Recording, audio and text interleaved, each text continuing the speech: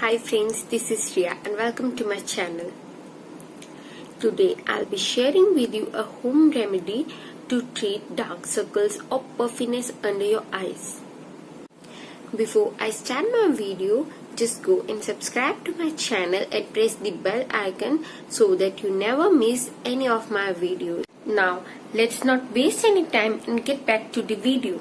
This under eye gel will provide a soothing effect to your eyes and it will treat the dark circles and puffiness under your eyes.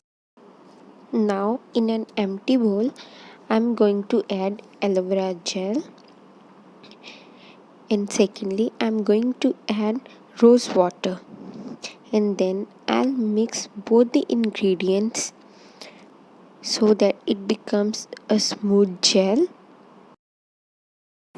Here I'm using a cotton pad and I have already cut it into two equal halves and placing this aloe vera gel mixture under my eyes for near about 15 minutes.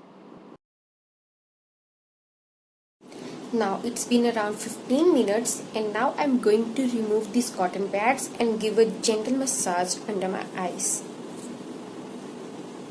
Now just see the shine and all the dark circles are gone.